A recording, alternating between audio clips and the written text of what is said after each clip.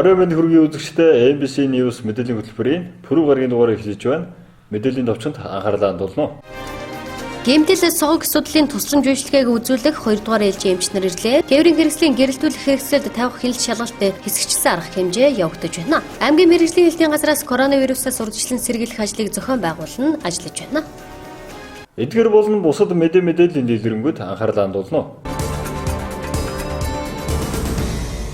Эхний мэдээ гэмтэл согог судлалын үндэсний төв аймгийн нэгдсэн эмнэлэгтэй хамтран ажиллах гэрээ байгуулсны үндсэн дээр 2020 оны 1-р сараас эхлэн гэмтэл согог судлалын үндэсний төвийн нарийн мэргэжлийн эмчнэр ээлжээр 3 сарын хугацаанд манай аймгийн ард иргэдэд гэмтэл согог судлалын тусламж үйлчилгээг үзүүлэхээр болсон бөгөөд 2-р ээлжийн мэс заслын эмчнэр манай аймагт хүрэлцэн ирлээ.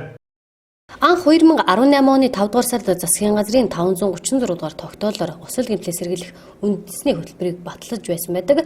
Хөтөлбөрийн хүрээнд 2019 оны 1-р сарын 1-ээс гэмтэл согог судлалын үндэсний төв орон нутгад гэмтэл согогийн тусламж үйлчилгээний чанар хүртээмжийг сайжруулах төслийг хэрэгжүүлж ирсэн юм. Төслийг гэмтэл согог судлалын үндэсний төв санаачлан эрүүл мэндийн яамтай хамтран хэрэгжүүлсэн бөгөөд тус төсөл манай аймагт энэ оны 1-р сарын 1-ээс хэрэгжиж гэмтэл согог судлалын үндэсний төвөөс 1-р ээлжийн нарийн мэргэжлийн 4 эмч 2020 оны 1-р сарын 1-ээс 2020 оны 2-р сарын 1 хүртэл ажилласан бол өнөөдөр 2-р ээлжийн 4 хүний бүрэлдэхүүнтэй баг гэмтэл согогийн тусламж үйлчилгээг үзүүлэхээр хүрэлцэн ирлээ. 2019 оны эрүүл мэндийн сайдын хэрэгжүүлсэн ажлаас бол 2019 онд хөдөө орон нутгийн осол гэмтээ сайжруулах хэд төслийн хүрээнд Ус аймгийн 2020 оны 1 сарын 1-ээс 3 сарын хугацаатай төслийн хугацаанд бол одоо 2 дахь ээлжээр ажиллахаараа хүрэлцэн ирсэн эмчнэр байна. 4 эмчин бүрэлдэхүүнтэй ирсэн. Хүүхдийн гэмтэл согын их эмч, доод мөчтийн их эмч, тэгээд төлөнхийн нөхөн сэргээх мэслийн их эмч ингээд 4 бүрэлдэхүүнтэй ирсэн. За миний хувьд бол одоо дээд доод мөчтийн бичил мэслэлээр ажиллахаараа ирсэн. Төлөнхийн нөхөн сэргээх мэслийн тасгийн эмч нь болохоор төлөнхийн дараах сойрв тэгээд хөлд гэсэн зорилготой бол ирсэн. Доод мөчтийн эмч маань болохоор доод мөчтийн хугарал зөөл эдийн гэмтэл гэсэн юугаар ирж байгаа. Хүүхдийн гэмтэл согоор болохоор хүүхдийн согог, хүүхдийн гэмтлэр бол нэр мэржлэр ирсэн байгаа. Сумууд дээр болохоор тис гэсэн 2 сум дээр бол 100% ажиллахаар бол сая бол ярилцаад гарч ирлээ. 9 хоногоос бол явж ажиллав. За сумууд дээр бол нэг 3 хоногийн ажиллах юу бол төлөв бол гарсан байгаа.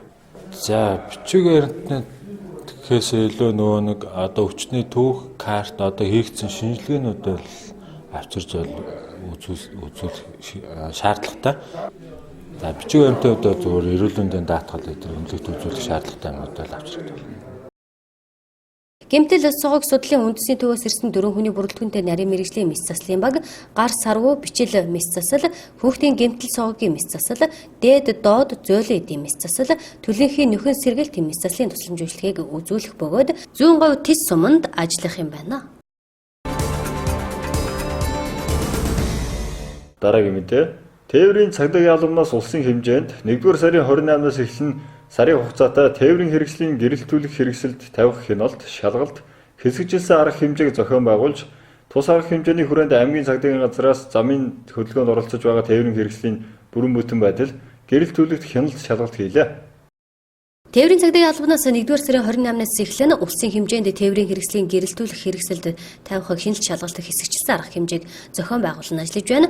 Тус арга хэмжээний хүрээнд аймгийн цагдаагийн газрын замын цагдаагийн тасаг, тээврийн хэрэгслийн гэрэлтүүлэх хэрэгслийн стандарт зориултын бус лед гэрлийг суурилуулсан, хол ойрын гэрлийн тусгалын тохиргоо алдсан, нэмэгдлэр болон зориулалт өөрчлөлт өөрөнгийн оврын болон улсын дугаарын гэрэл, гадна талын гэрэлтүүлэх хэрэгсэл бохирдсон, бүрэн бус болон холын гэрлийг ойрын гэрэлд шилжүүлэх тухай дүрмийн шаардлагыг биелүүлээгүй, гадна талын гэрэлтүүлэх хэрэгсэл хэрэглэх журам зорчсон зэрэг зорчил дутагдлыг илрүүлэх чиглэлээр хил шалгалтыг эрчимжүүлэн зорчлыг арилгуулах арга хэмжээ авч ажиллаж байна.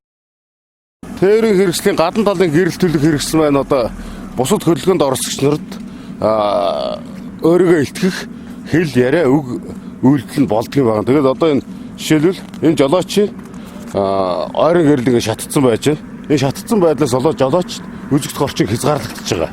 Ямар нэгэн зам тээврийн осол нөхцөл гарах үндсэн хүчин зүйл нь ийм болдог. Дээр нь жолооч нар байна. Нэмэлтээр замын хөдөлгөөний дөрөвдүгээр хавсгалтанд заагдсан дэрэг цагаан болон цагаан шар гэрэл бус цэнхэр ногоон төрөл бүрийн гэрлүүдийг ингээд автошиноо суурлуулах зөрчлүүд байгаа. Дээр нь урд салхиныхаа шилэн дээр янз бүрийн бичиглэлтэй үзэгдэх орчныг хязгаарласан туузыг наах түүнийгээ бол нарны хаалт гэж асуудал ярьдаг. Тэр бол жолоочийн үзэгдэх орчныг хязгаарласнаар бусад хөдөлгөөнд оролцогч нарын аюулгүй байдал бас алдагдаад байгаа маа. Ийм зөрчлүүд бол нэлээдгүй гараад байгаа. Ийм зөрчлөлтөөр цагдаа байгууллага зөрчлийг засуулах, арилгах, арга хэмжээ тооцох, сануулгах гэсэн нэгдсэн шалгалтуудаа хийгээд өдөр тутмын үйл ажиллагаанд явдаг юм байна. Тээврийн хэрэгслийн гэрэл түлэг нь өөрийгөө бусдад илтгэх үйлдэл болдог бөгөөд ойрын гэрэл шатсан тохиолдолд жолоочийн үзэгдэх орчин хязгаарлагдах, үүнээс үүдэн зам тээврийн осол гарах үндсэн хүчин зүйл болдог. Мөн машины зориултын бус олон үеийн гэрлийг машиндаа хийх, салхины шилэн дээр янз бүрийн тууз бичиг наах зэрэг нь үзэгдэх орчин хязгаарладаг тул иргэд машин техникийн бүрэн бүтэн байдал зориултын гэрэл түлгийг ашиглах шаардлагатай юм а. За тээврийн цагтаагийн албанаас 2020 оны 2 дугаар сард тээврийн хэрэгслийн гадна талын гэрэлтүүлэх хэрэгслийн бүрэн бүтэн байдал гэсэн хэсэгсэн арга хэмжээг бол зохион байгуулж байгаа. За энэ арга хэмжээний хүрээнд замын цагдаагийн засгийн албаагчид одоо нэгдсэн шалгалтыг үе шаттайгаар зохион байгуулж байна. За тээврийн хэрэгслийн жолоочдын гаргаж байгаа хэмжлэн гаргаж байгаа алдаа гэх юм бол тухайн тээврийн хэрэгслийн одоо үйлдвэрээс тоноглосон гэрэлтүүлэх хэрэгслийг бол зориуд дээр өөрчлөх, нэмэлт туузан гэрэл тавих зэрэг зөрчлүүд бол их хвчлэн гарч ийн. Хит хурц лед гэрэл мөн нэмэлтээр суйрлуулсан ийм зөрчлүүд бол их хвчлэн бол гарч байгаа. За мөн нөгөө өнгөт гэрлүүдийг бол тээврийн хэрэгсэл байрлуулсан ийм зөрчлүүд бол их хвчлэн гарч байна. Тэгэхээр жолооч нар маань одоо зориудаар одоо гэрэл тээврийн хэрэгслийн гадна талын гэрлийг бол өөрчлөхгүй байх шаардлагатай. За мөн нэмэлтээр одоо тээврийн хэрэгслийн гадна талд гэрэлтүүлүүргээд нэлээд хурц тод өнгөтэй юм гэрэл суйрлуулсан байдаг. Хэрвээ энийг бол суурин газарт бол хэрэглэхийг хориглодог. Зөвхөн суурингийн гадна замд одоо өөдөөс тээврийн хэрэгсэл байхгүй тохиолдолд хэрэглэдэг ийм гэрэлтүүлүүр байгаа. За энэ гэрэлтүүлийг хэрвээ суурин газарт тээврийн хэрэгсэлтэй явж байгаа тохиолдолд заавал одоо зориултын уут савар одоо тухайн гэрэлтүүлэрийг бол хаасан ингэж явах одоо зохицуулалттай байж байгаа. За хэсэгсэн арга хэмжээ бол энэ 2 дугаар сарыг дуустал явна. Одоо сар болгон өөр арга хэмжээнүүд зохион байгуулагдахаар ингэж төлөвлөгдсөн байж байгаа. За мөн тээврийн цагдаагийн албанаас зохион байгуулж байгаа хэсэгсэн арга хэмжээнээс гадна одоо сар шин нэгдсэн арга хэмжээ бол улсын хэмжээнд зохион байгуулагдаж байна. За энэ арга хэмжээний хүрээнд бол тээврийн хэрэгслийн бүрэн бүтэн байдлыг мөн хяналт шалгалтыг зохион байгуулна. За жолооч нарт анхааруулахад бол тээврийн хэрэгслийнхаа бүрэн бүтэн байдлыг маш сайтар хангаж явах ёстой. Одоо нэмэгдэл одоо тээврийн хэрэгсэл шаардлагатай одоо юу гэдэг завхаас илбэг одоо шинэ гэрэл гэхэд ч заавал замын хөдөлгөөний дүрэн дээр завхаас гэрлэлийг бол заавал авч явж явах шаардлагатай байж байгаа. Сар шинийг өгтөн тээврийн цагдаагийн албанаас сар шин 2021 арга хэмжээг эхлүүлсэн бөгөөд сар шинийн баяртай холбоотойгоор хөдөө орон нутгаас аймгийн төв рүү орж ирэх тээврийн хэрэгслийн тоо өсөж байгаатай холбоотойгоор жолооч нарыг хол ойрын замд явахдаа техникийн бүрэн бүтэн байдлыг хангаж явах, цаг хожих, зам төвчлөх зэргээр гол морины мөсөн дээгүүр явах зорчихгүй байхыг аймгийн цагдаагийн газраас анхаарууллаа. За сар шин болохж байгаа холбоотойгоор одоо орон нутгаас аймгийн төв рүү зорих иргэд жолооч нарын тоо бол нэмэгдэх хандлагатай байгаа. За Тэс сумын жолооч нар бол нуур гол дээгүүр бол явахын тохиолдол бол энэ өвлийн үйлрэлд гардаг. Нуурын дээгүүр бол одоо сүүлийн авсан мэдээллээр бол нуурын дээгүүр анцаа үүссэн мэдээлэл байгаа. Тийм учраас одоо Тэс сумаас аймгийн төв рүү зорчиж байгаа, аймгийн төвөөс Тэс сум руу одоо явж байгаа жолооч зорчигч нар маань одоо нуурын дээгүүр алилах явахгүй байхыг шаардлагатай. Одоо нуурын дээгүүр бол явал эрсдэл учирч болцсошгүй. Хамгийн гол нь одоо зам давчлах биш, одоо хүний амнаас эрүүл мэнд чухал учраас одоо нуурын дээгүүр явахгүй байхыг одоо жолооч нартаа анхааруулж байна. Орон нутгийн хэмжээнд тээврийн хэрэгслийн техникийн бүрэн бүтэн байдал хяналт тавих ажлын нэгдсэн хуваарийн дагуу энэ сарыг дуустал тээврийн хэрэгслийн гадна талын гэрэлтүүлэх хэрэгслийн бүрэн бүтэн байдал хэсэгчлсэн арга хэмжээ үргэлжлэх бөгөөд гадна талын гэрэлтүүлэх хэрэгслийн тоог хэлбэр, өнгө, байрлал, ажиллах горим, гэрэлтүүлэх хүчин тухайн тээврийн хэрэгслийн хийцэд тохирж байгаа эсэг тохироогүй зөрчилтөө тээврийн хэрэгслийн зөрчлийг арилгуулах зорилготой тээврийн хэрэгслийн гэрэлтүүлэх хэрэгсэд тавих хяналт шалгалт хэсэгчлсэн арга хэмжээг зохион байгуулна ажиллаж байна.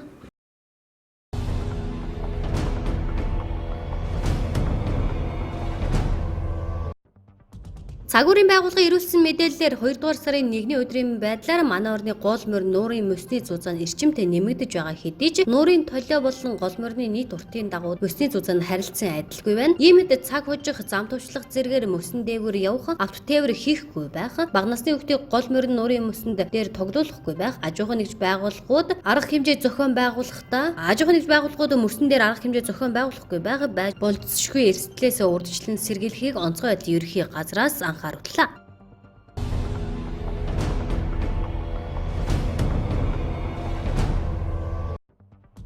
Хөдөлмөр халамж үйлчлэгээний газраас 2 дугаар сарын тэтгэвэр тэтгэмжийг олгохдоо шат дараатай олгож эхлэхээр болсон. Цаг үеийн нөхцөл байдалтай уялдуулан дараах хуваарийн дагуу халамжийн тэтгэвэр тэтгэмжийг олгохоор шийдвэрлсэн байна. Тухайлбал алдарт эхийн одонгийн мөнгө насны гიშгийг 2 дугаар сарын 10-нд олгох бол бусад тэтгэвэр тэтгэмжийг хөнгөлөлт тусламжийг 2 дугаар сарын 15-нд олгоно. Цалинтай ээж буюу тгээс 3 хүртэлх насны хүүхдээ гэртээ хардаг ээжүүдэд олгодог 50,000 төгрөгийг 2 дугаар сарын 18-нд харин хүүхдийн мөнгийг 20-нд олгохоор болж байна. Мөн иргэдийг халамжаас авч байгаа мөнгөө заавал банкнд очиж өгт дараалал үүсэхгүйгээр өөрийн дансандаа байршуулна авах боломжийг бүрдүүлэн ажиллаж байна гэсэн юм. Монгол Улсын засгийн газраас халамжийн тэтгэвэр тэтгэмж болон асаргааны тэтгэмжийг энэ сарын 1-ээс эхлэн нэмэгдүүлэхээр болсон. Нийгмийн халамжийн тэтгэвэр нь өмнө нь 174,000 байсан бол 188,000 төгрөг болгож нэмэгдсэн. Харин асаргааны тэтгэмжийг сар бүр 76,000 төгрөгөөр олгож байсан бол 84,500 төгрөг. Хөгжлийн бэрхшээлтэй хүүхдээ гэртээ харж байгаа эцэгчүүдийн асаргааны тэтгэмж 114,000 байсныг 123,100 төгрөг болгон нэмэгдүүлсэн юм а.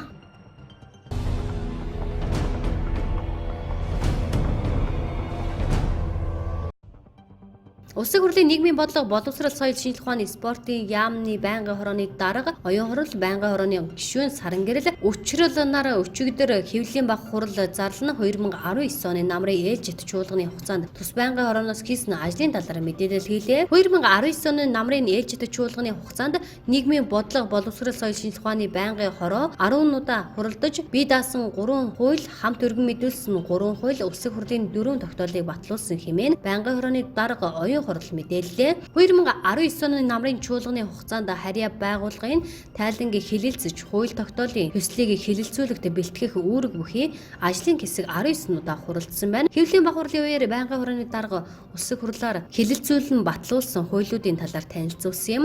Монгол Улсын иргэнийг хорт хавдраас урьдчилан сэргийлэх, эрт илрүүлэх үзлэг шинжилгээ онцлогоонд түүний нас хүйс, эрүүл мэндийн эрсдэлд үндэслэн товлсон хугацаанд нь хамруулах эрх зүйн орчныг бүрдүүлж өгснөөр чухал ач холбогдол бүхий эрүүл мэндийн тухайд хуульд нэмэлт төрөлд оруулах хуулийг хилэлцүүлэн батлуулсныг байнгын хорооны дарга онцолсон юм. Манай улсад жилд 6,000 гаруй хүн хорт хавдар гэсэн онш сонсож 60% нь тэр жилдээ нас бардаг гэсэн судалгаа байдаг бөгөөд хорт хавдраар өвчлөгчдийн 36% нь элэгний, 15% нь ходоодны, 6% нь улаан хоолойн, 8% нь умайг үзэний хорт хавдраар өвчлөгсөд байдаг байна. Нийт хавдраар нас барагчдын 65%-ийг энэ дөрвөн төрлийн хорт хавдар эзэлдэг байна. Эрүүл мэндийн тухай хуульд нэмэлт өөрчлөлт оруулах тухай хууль хэрэгжиж зорилттой бүлгийн иргэдийг хорт хавдраас урьдчилан сэргийлэх, эрт илрүүлэх үзлэг шинжилгээ онцлогоонд хамруулснаар 2030 он гэхэд элэгний хорт хавдрын нас баралтыг 30%, ходоодны хорт хавдрын нас баралтыг 42%, умайг үзэний хорт хавдрын тохиолдлыг 90%-ийг нь эрт илрүүлж эмчлэх боломжтой гэж үзэж байгааг тэрбээр тодтогсон юм а.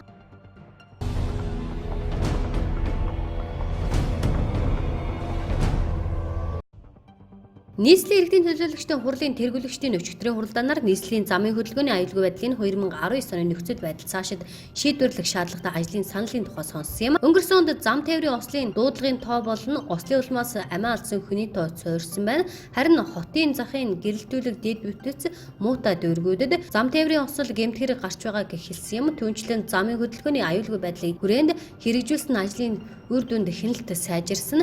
Өнгөрсөн жил зөрчил гаргасан жолооч нарт шалгалтын бэлэн бусаар 45 орчим тэрбум төгрөгийн торгуулан ноогдуулсан. Үүнээс 15 тэрбум төгрөгийг төсвүүдэд төвлөрүүлсэн бол 20 орчим тэрбум төгрөгийг зөрчил гаргагчдад эргүүлэн төлөөгүй юм. Иймд энэ мөнгийг яралтай төвлөрүүлж цаашид замын хөдөлгөөний аюулгүй байдлыг хангах ажилд зарцуулах шаардлагатай байгааг тээврийн цагдаагийн албаныхан хэлж байна. Мөн хяналтын камерын тоог нэмэгдүүлж гэрэлтэн дохионуудыг гэрэлтүүлэхтэй болгох гэх мэт ажлыг хийх шаардлагатай байгааг хэлсэн юм. Зам тээврийн осол гэмт хэргийг бууруулах ажлын хүрээнд улс орон даяар гарцаараа гарцгай аяныг өрнүүлэхээр болсон байна.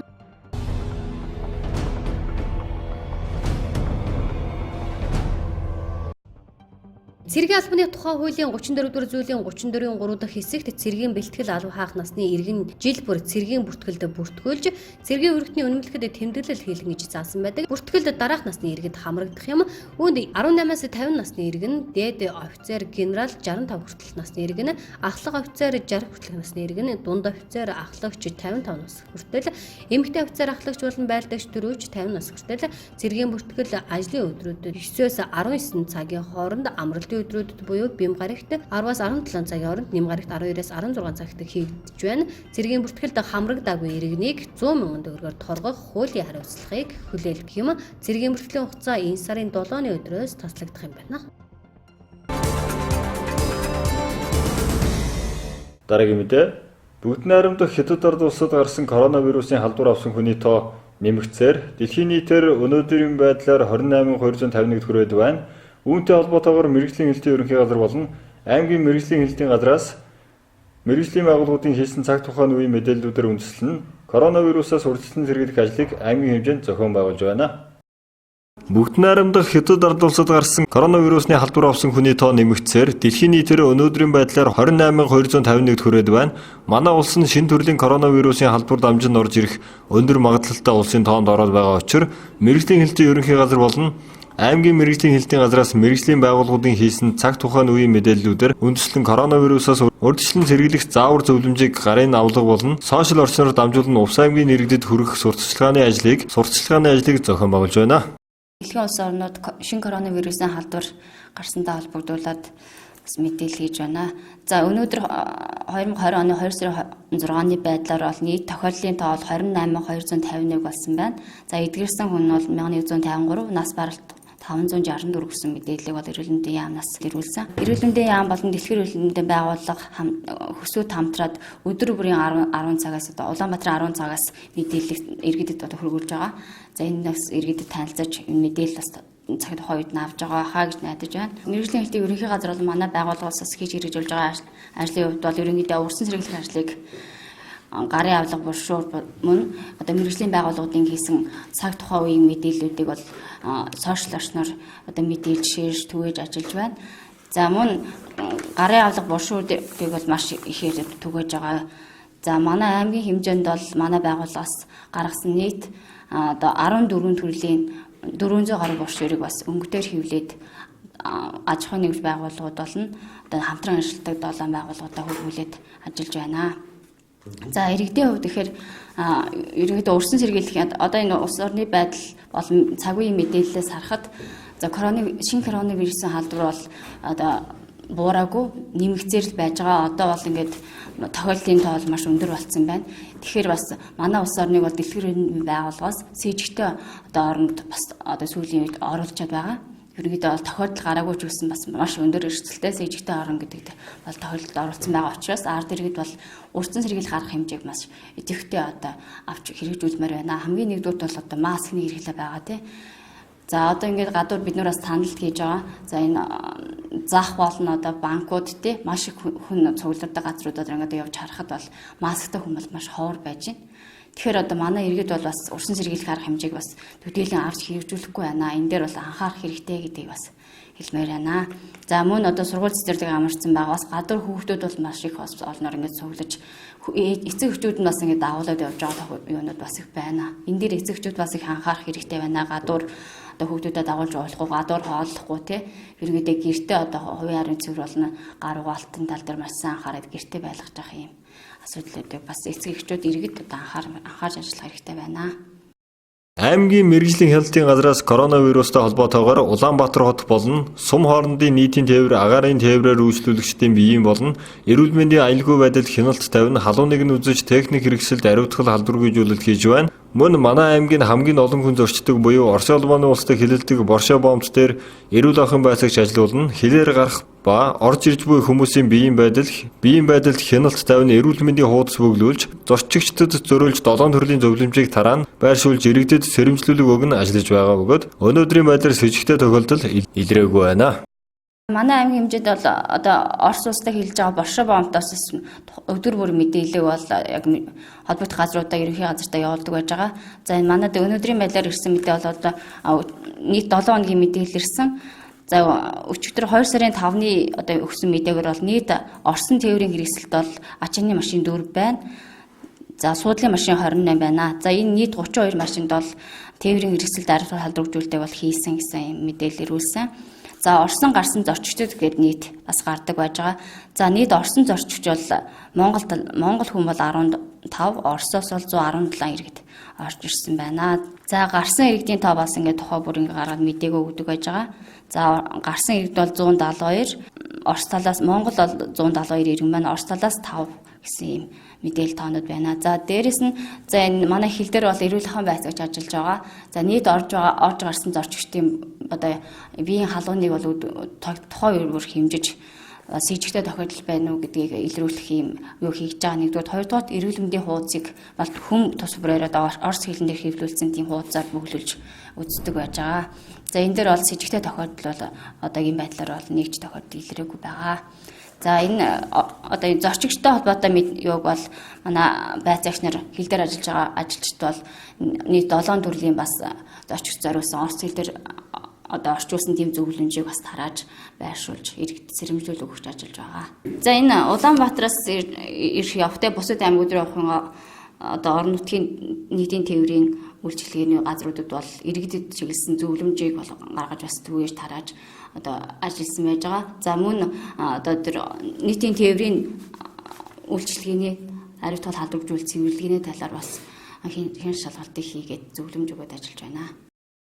Бүгд найрамдах Хятад ард улсад 2019 оны 12 дугаар сарын сүүлээр гарсан коронавирусын халдвар нь дэлхийн нийтийг хамран тархалт нь улам нэмэгцээр одоогийн байдлаар дэлхийн 14 оронд тархаад байна. Ийм дэргэдийг коронавирусоос урьдчилан сэргийлэх алхмуудыг сайтар мөрдөж, маск зүүж хэвших аймгийн мэргэжлийн хяналтын газраас анхаарууллаа.